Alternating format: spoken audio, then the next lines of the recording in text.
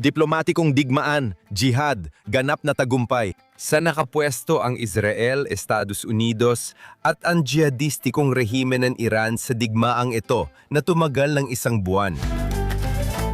Khaled Abu Tumay, mahal kong kaibigan at matagal ko ng kasamahan.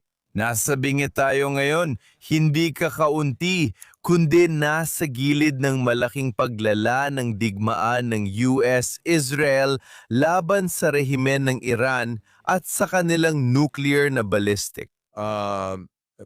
Pag-atake sa dakilang Satanas, ang Estados Unidos, ang maliit na Satanas, ang Israel, at sa totoo lang, ang bagong Satanas sa Galabias. Ang gulpo. Mga Satanas ng gulpo, gaya nga ng tawag nila. Tama?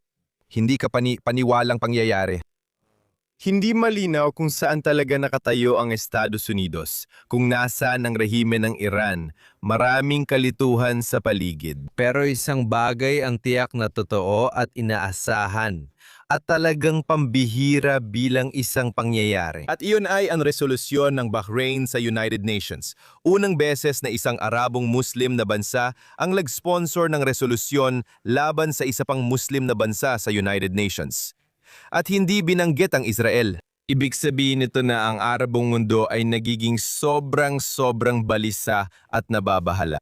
Sa tingin ko, gusto nilang hikayatin ng Amerika na tapusin ang trabaho at baka makipagsosyo pa nga sa Amerika sa unang pagkakataon para tuluyang tapusin ang laban sa rehimen. Dan, ngayon kapag pinag-uusapan ang Arabong mundo, maraming mundo ang tinutukoy natin. Hindi ito nagkakaisa. Hindi naman talaga sila nagkaisa kailanman, pero pagdating sa digmaan laban sa Iran, nakikita natin na lumalaki at lumalawak ang hidwaan. Una sa lahat, tingnan muna natin ang mga bansa sa Gulpo, lalo na ang mga bansang naging target ng Iran. Ang mga bansang ito, Saudi Arabia, United Arab Emirates, Bahrain at iba pa, pakiramdam nila ay pinagtaksilan sila ng iba pang mga Arabo. Bakit? Kasi sinasabi nila, ano bang ginawa ng mga Arabo para sa amin? Oo, naglabas sila ng mga pahayag. Naglabas ng pahayag ang Arab League na kinokondena ang pag-atake ng Iran. Ang Kumperensya ng Kooperasyong Islamiko na binubuo ng 57 bansa, naglabas din sila ng mga pahayag. Pero hindi yon sapat. May nararamdamang pagkadismaya sa mga estado sa Gulpo na tinalikuran sila ng mundo ng mga Arabo. Na talagang inatake ng mga Iranian at may mga namatay at nasirang mga ari-arian.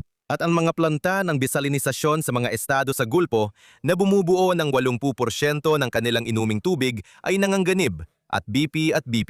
Nakita ko ang ilang mga artikulo sa Arabong pamamahayag na isinulat ng mga Emirati at ng iba pang Arabong analistang pampulitika na sinisisi ang mga Arabo, inaakusahan silang tinalikuran ang mga estado sa Gulpo.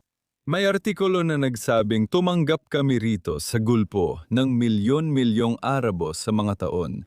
Binigyan namin sila ng tirahan, trabaho at tulong. Ngayon na inaatake kami, puro pahayag lang ang ginagawa nila. Sa totoo lang, Dan, kadalasan ang batikos ay para sa Ehipto sa iba't ibang dahilan.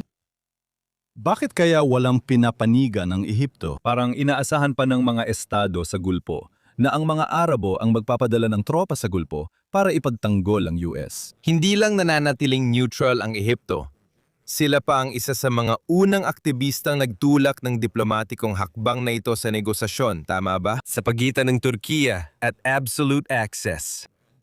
At ngayon, muli, lumilitaw ang tanong na ito. Ano ang nasa likod ng kawalang kilos ng mga Arabo? Ibig kong sabihin, bakit parang walang pakialam ang mga Arabo? Bakit hindi sila agad tumutulong sa mga kapatid at estado ng Gulpo? May ilang teorya tungkol dito. Una, marahil natatakot sila sa ganti ng Iran. Pangalawa, posible rin na hindi nila nakikita ang Iran bilang pangunahing banta sa kanilang pambansang seguridad. At nag-aalala sila na kung makikialam sila sa digmaang ito, magmumukhang ang Iran, hindi ang Israel, ang pangunahing pinagmumulan ng kaguluhan sa gitnang silangan. Ang ilan sa mga bansang Arabo ay gusto na manatili ang atensyon sa Israel. Mahalaga ang puntong yan. May connection ba sa punto mo na yon? Na ang mamamayang Arabo at Muslim, hindi lang mga rehimen, ay gustong panatilihin ito. Well, gusto ng mga rehime ng Arabo na manatiling nakatutok ang lahat sa Israel para hindi mag-alsa ang mamamayang Arabo laban sa mga rehime na kumukontrol din sa kanila. Tawag dyan ay paglilihis ng atensyon mula sa mga panloob na problema ng bansa. Gusto nilang mapakilos ang mga mamamayang Arabo at Muslim laban sa Israel at Amerika. Dahil kung hindi sila mamobilize laban sa Israel at Amerika, sila ay pupunta sa inyo, mga leader ng Arab at Muslim, kakatok sa inyong pintuan. At wag naman sanang mangyari, baka hingin nila ang reforma, demokrasya at mabuting pamahalaan. At yan ay isang bagay na ayaw ninyong ibigay sa kanila. Kaya gusto ninyong laging nasa sentro ng atensyon ng mundo ng Arab at Muslim ang Israel.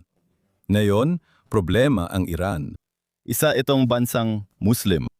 At itong mga leader ng Arab, ibig sabihin, alam mo ayaw nilang makita ng kanilang mga tao na lumalaban sila sa kapwa Muslim. Yun ang una. Pangalawa, ayaw nilang mapalapit o mapanig sa Israel at Amerika na isang napakalaking problema. Mahaharap sila sa matinding reaksyon mula sa kanilang mga mamamayan. Kaya ito ang ilan sa mga konsiderasyon ng mga leader ng Arab at kung bakit puro pahayag lang ang kanilang ginagawa at hindi talaga kumikilos o gumagawa ng anumang aksyon para tulungan ang mga estado sa gulpo. Kapansin-pansin kasi parang boomerang ito. Dahil dito, mas napapalapit ang mga estado sa gulpo sa Israel at Amerika. Dahil ngayon, alam na nila na hindi sila maaaring umasa sa kanilang mga kapatid na Arabo. Makikikita natin ang pag-use-bomb ng bagong alyansa. Hindi ko rin inaalis ang posibilidad na lumapit sila sa mga bansang Asyano o iba pang bansang kanluranin. Kaya patungo tayo sa isang napakaseryosong hidwaan sa mundo ng mga Arabo. Sa tingin ko, ang mundo ng mga Arabo pagkatapos ng digmaang ito ay hindi na magiging katulad ng dati, sa totoo lang. Napakagandang pananaw niyan, Khaled. At naalala ko tuloy ang makasaysayang konteksto noong makabagong panahon, pagkatapos ng pagbagsak ng Imperyong Ottoman. Sa simula sa unang dekada at kalahati ng ika-20 siglo lumitaw sa ating rehiyon ang tinatawag na nasyonalismong Arabo, panarabismo. Ang pundasyon ng panarabismo ay ang pagkakaisa ng mga Arabo. At dito ang naririnig kong sinasabi mo. Solidaridad ng mga Arabo. Yan ang terminong nais nilang gamitin. Pagkamakabayan. Tadaman al-Arabi, ibig sabihin ay solidaridad ng mga Arabo. Oo, tama rin ang pagkakaisang Arabo. Pero hindi na mahalaga ngayon ang mga terminong ito. Walang tumatanggap niyan. Kaumia. Nasyonalismo ni Kaumia, ibang usapan na.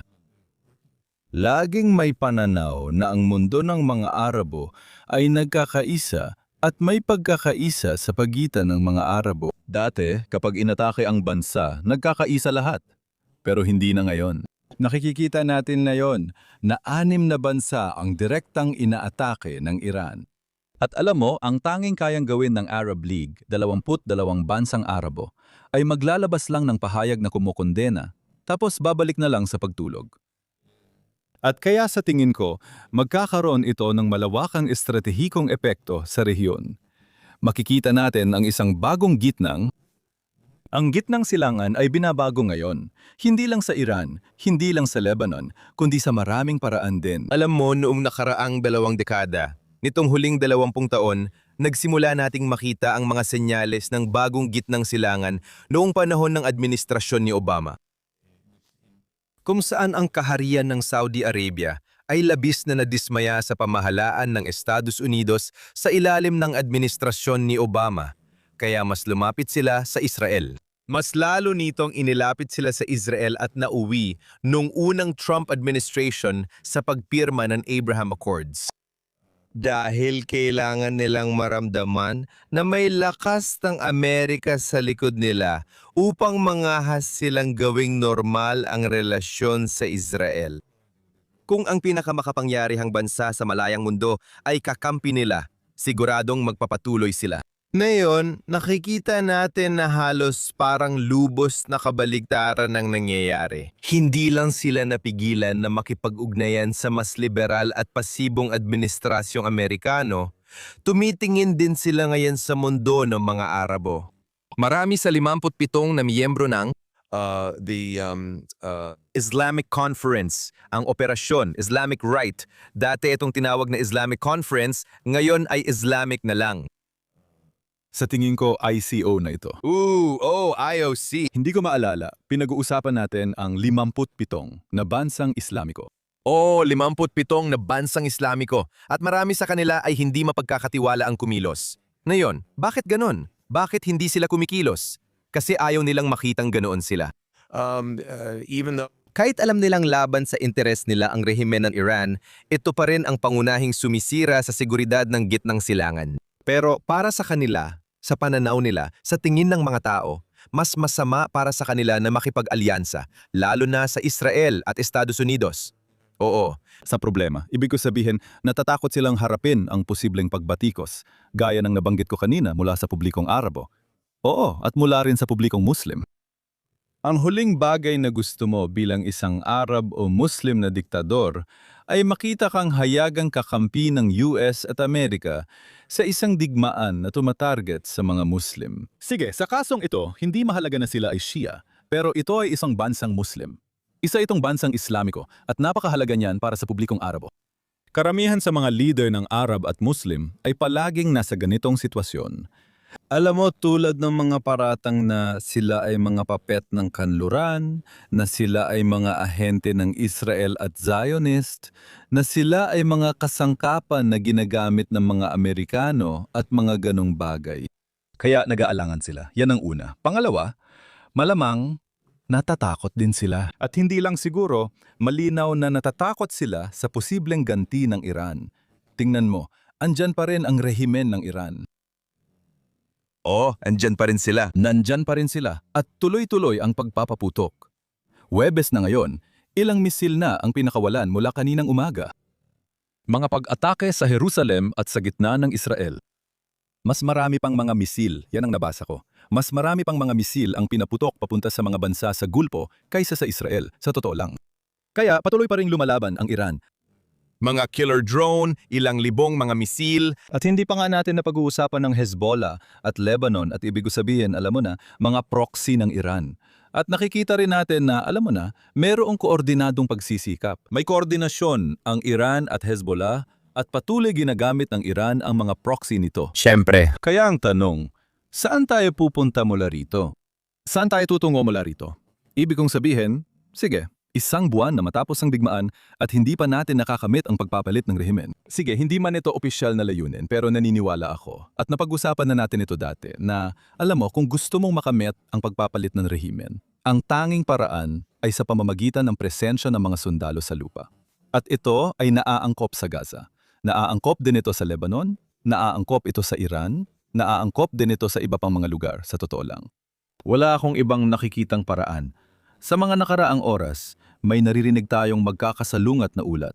Sabi ng ilan, malapit na tayong magkasundo at magtigil putukan. Pero kasabay nito, may naririnig din tayong mga ulat na, alam mo, ang Amerika o ang US ay nagpaplano ng malaking pag-atake laban sa Iran. Bago tayo sumalang sa ere, iyon ang naging pundasyon ng ating pag-uusap.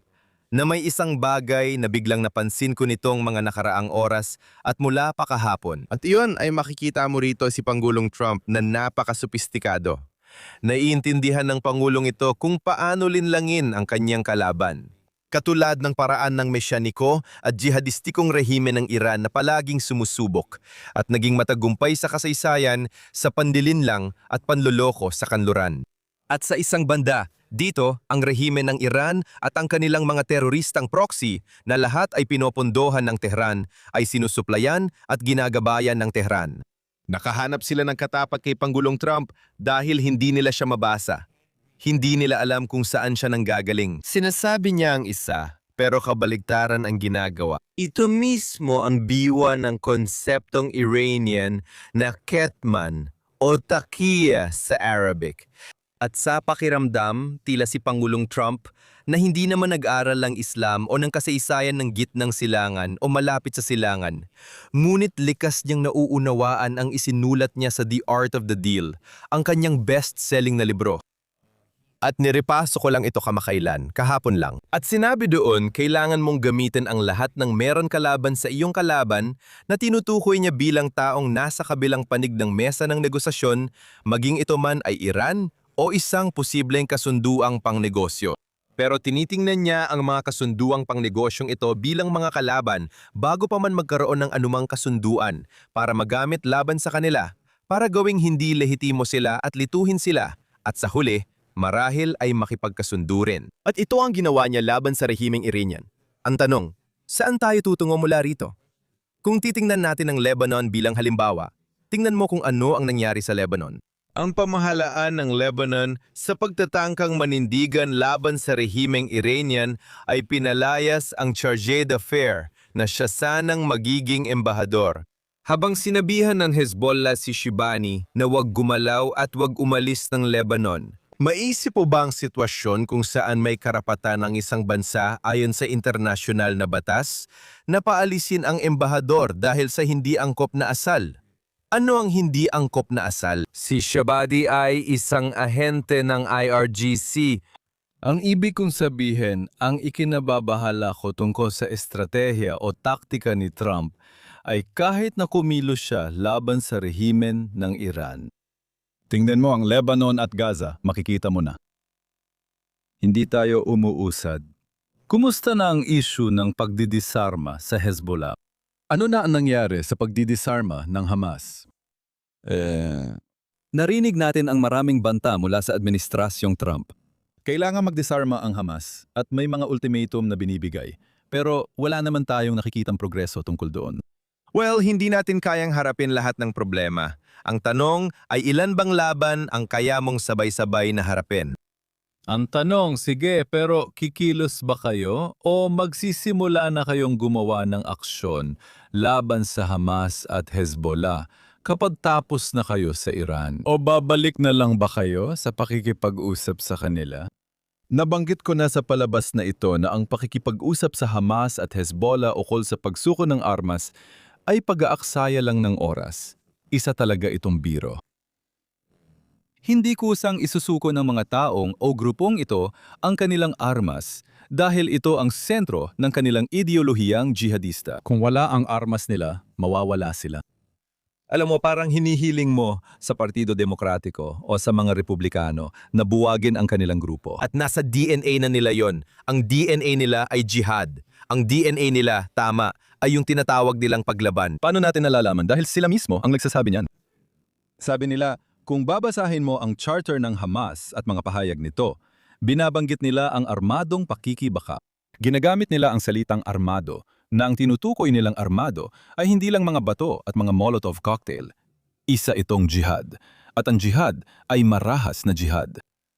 Sa tingin ko, alam mo, kailangan natin na matapos ang rehimen ng Iran. Pero di ko alam paano ito matatapos. Pero, kailangan mong ibalik ang atensyon sa Lebanon at Gaza dahil ang dalawang front na ito ay, alam mo, napaka-aktibo pa rin at patuloy pa rin silang nagbabanta ng malaki sa Israel. At kailangan nating ipaalala sa ating pamilya at mga kaibigan na nanonood ng palabas na ito na ang naging estratehiya ng rehimen ng Iran, ng Islamic Republic sa loob ng 47 taon. Gusto mong pahinain, pakilusin at destabilisahin ang lahat ng iba't ibang front na ito na parang magkakaibang digmaan at magkakaibang labanan. Pero lahat sila ay bahagi ng iisang pinagsama-samang estratehiya. I-export ang Islamikong Revolusyon anuman ang halaga at kailangang mabuhay ang rehimen anuman ang mangyari. At nakikita natin yan. Kaya tingnan mo, Lumihan ng kaguluhan at kawalang stabilidad. tama. Iyan ang estratehiya at ginagawa nila. At sa tingin ko, dapat mag-ingat ang US at pati na rin ang Israel na hindi madala sa isang digmaang ubusan dahil may mahabang karanasan ng Iran sa mga ganitong digmaan. Ang mga teroristang grupo tulad ng Hezbollah at Hamas, 47 taon nang nagsasagawa ng digmaang ubusan. Ibig kong sabihin, ang rehimen ng Iran naman ay gumagawa na niyan mula pa noong 1988. Eksakto. Kaya dapat tayong mag-ingat. Bahagi ito ng estratehiya nila. Tiyaga ang meron sila na wala sa mga taga-kanluran. At palagi kong inuulit kapag kinausap mo sila, kadalasan ay binabanggit nila ang isang talata mula sa Quran na nagsasabing, ang Diyos, si Allah, ay nasa panig ng mga may tiyaga. At marami silang tiyaga. Sinasabi nila, sige, alam mo, maabot natin ang ating mga layunin. Kung hindi natin ito makamit sa loob ng 10 taon, malamang makakamit natin ito sa loob ng 500 taon. At kung hindi man sa loob ng 500 taon, maaring sa loob ng 2,000 taon. Pero basta't nasa tamang landas tayo at gumagalaw tayo papunta roon, hindi tayo lumilihis sa daang iyon. Maaabot natin ito. Kailangan mong maging matatag. Dapat kang maging matatag at huwag sumuko. Konsesyon, kompromiso, ang mga salitang ito ay hindi umiiral sa isipan ng mga jihadi. Ang mga jihadi ay nakatuon sa kanilang misyon. At wala talagang makakapagbago sa kanila, sa totoo lang. Ibig kong sabihin, Ano sa tingin mo ang pangunahing pandaigdigang misyon ng jihad? para ipalaganap ang Islam sa buong mundo at sakupin ang mundo at ibalik ang maluwalhating panahon ng Islam. Iyan ang kanilang misyon. At gawing Muslim ang mga hindi Muslim sa... Sa pilitan. Ibig kong sabihin, sa pilitan. Una sa lahat, ang ibig kong sabihin, dapat mo muna silang anyayahan. Pero, alam mo, ito ang pinakapangunahing layunin. Ang maibalik ang Islamikong kalipato. Ang maluwalhating mga araw ng Islamikong kalipato. Kailangang magpasakop ang mga tao sa Islam. Kailangang maging bahagi sila ng sistemang Islamiko. Kailangan nilang tanggapin ang batas ng Sharia dahil ito ay dalisay. Ang relihiyon namin ang tama. Kami ang halimbawa. Yung iba, alam mo na, hindi naniniwala, hindi sila mananampalataya. Dapat nating subukan na. Kaya interesante na kunin ang sinasabi mo at ilagay ito sa ilang mga salita na naririnig ng kanluran mula sa mundo ng Muslim, tulad ng salam halimbawa. Ngayon, akala ng iba na pareho lang ang salaam, shalom at kapayapaan. Pero iba ang kahulugan nito sa Islam, hindi ba? Ibig sabihin ba nito ay pagpapasakop? Hindi ibig sabihin ng salam na may kapayapaan at pagkakaisa tayo. Ang ibig sabihin nito ay tinatanggap mo ako kung sino ako. Kung hindi, magkakaproblema tayo. Tingnan natin, sumama ka sa akin dahil tama ako. Mali ka. At ganoon dapat yon. Kaya tama ka. Ganito ang tingin dito ng mga jihadi. At nakita natin ito sa ISIS, nakita natin ito sa Al-Qaeda, nakita natin ito sa Hamas, Palestinian, Islamic Jihad. At kung mapapansin mo, pare-pareho ang mensahe nila. Kinilala ko ang kanilang katapatan, linaw at pagiging consistent sa mensahe na hindi naman nila tinatago. Hindi ito malabo, napakalinaw nito. Layunin nila na maibalik ang Islamikong kalipato. Kaya nasa bingi tayo ngayon para ibalik ang usapan sa kasalukuyan. Nasa bingi tayo ng pagpipilian, diplomatikong resulta na malabong mangyari at posibilidad ng matinding paglala na mas malamang. Bakit ko nasabing mas malamang? Gaya ng sinabi ko ilang minuto na ang nakalipas, ang estratehiya ni Pangulong Trump ay magpadala ng 15 puntong plano na nagpapaalala sa atin. Ang kanyang pananalita ay nagpapaalala sa atin ng 20 puntong plano sa Gaza laban sa Hamas. Na hindi pa naipapatupad, tama? Kaya inilatag niya ang 15 puntong plano na ayon sa sinumang kabilang sa pangunahing agos ng pag-iisip sa kanluran ay napakamakatwiran. Pinilit niya at inilantad ang tugon ng rehimen ng Iran na puro hindi, wala kahit sa isang partikular na artikulo. Pagkatapos, inilabas nila ang mga hinihingi nilang tila imposible. Una, pangpapasara ng lahat ng base militar ng Amerika sa gitnang silangan at pagtigil ng aksyon laban sa rehimen. Alam mo kung ano ang ipinapaalala nito sa atin? Ang hinihingi ni Khalid, Hamas at Hazard.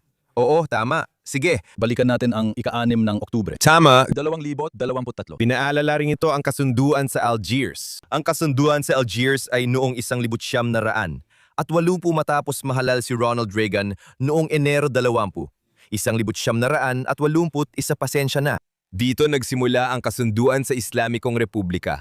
At sa kasunduan, nakasaad na ang mga Amerikano o sinuman sa kanluran na pinamumunuan ng Amerika ay hindi talaga sasaktan ang rehimen. Kaya bumabalik tayo sa estrukturang ito na nakita na natin dati mula sa rehimen ng Iran. At dito, inilantad ni Pangulong Trump, inilagay niya ang lahat sa mesa para ipakita sa mga tao kung sino ang makatuwiran at kung sino ang hindi makatuwiran. Bago pa man ang tuluyang pagbagsak ng mga pag-uusap na ito, At ang panukala na kailangang magsagawa ang Amerika ng malaking pagigting para magtagumpay sa paraang militar, gaya ng sinabi ni General Keane. Si General Keane, syempre ay isang pangunahing tagapayo ni Pangulong Trump at siya ang dating Deputy or Chief of Staff o Deputy ng Joint Chiefs of Staff. Sinabi niya na ang sinusubukang gawin ni Pangulong Trump sa diplomasya na duda siyang magtagumpay ay nagagawa natin ng matagumpay sa labanan. Mukhang iyon ang estratehiya ng Pangulo. Tingnan natin, nasa sanggandaan tayo ngayon. Papunta ba tayo sa isang malaking karagdagang pagigting o isang kasunduang bunga ng negosasyon? Ngayon ay hapon ng Huwebes sa Israel. Tulad ng alam mo pwedeng magbago lahat sa isang gabi. Di natin alam kahit sa susunod na oras lang.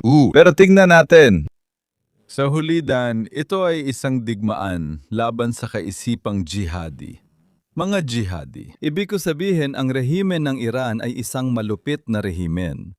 Isa itong rehimen na nang-aapi sa sarili nilang mga tao. Isa itong rehimen na bihag ang milyon-milyong Iranian. Isa itong rehimen na labis na laban sa kanluran. Isa itong rehimen na hayagang nananawagan sa paglipol ng Israel. Isa itong rehimen na nagpapatakbo ng ilang mga teroristang proxy sa gitnang silangan. Isa itong rehimen na banta hindi lang sa Amerika at Israel, kundi pati sa mga Arabo at Muslim. At kaya naman, kailangang magtapos ang digmaang ito sa isang mapagpasyang tagumpay. Kailangang magkaroon ng tagumpay. Ang tagumpay ay nangangahulugang pagpapalit ng rehimen. Ang pagpapalit ng rehimen ay posible lang sa presensya ng mga sundalo sa lupa. Wala akong ibang alam na paraan. Hindi ko akalaing magbubunga ng pagpapalit ng rehimen ang pagbomba sa kanila mula sa himpapawid, dagat o iba pang lugar. Kailangan mong ibagsak ang rehimeng ito. Kapag naibagsak mo na ang rehimeng ito, magkakaroon ito ng domino effect. Makikikita mo na ang iba pa sa mga teroristang proxy ng Iran ay babagsak isa-isa. Hindi agad mangyayari ito, pero dapat simulan na ang proseso. Kung gusto mo ng katatagan at seguridad sa gitnang silangan, nagsisimula ito sa Tehran. Khaled Abu Tomei, iyon lang ang kailangang sabihin sa puntong ito. Maraming salamat talaga. Napakagandang usapan gaya ng dati. Si Al-Shaq Al-Awsatlana, ang ating gitnang silangan, ay patuloy na inilalantad ang totoong gitnang silangan sa ating mga kaibigan, pamilya at kasamahan. At sanay maging isang mahusay na gitnang silangan ito. Isang mas mabuting gitnang silangan. Tama yan. Gawin dakila ulit ang gitnang silangan. Oo. Gawin nating dakila ang gitnang silangan. Dakila ulit. Maraming salamat, Khaled.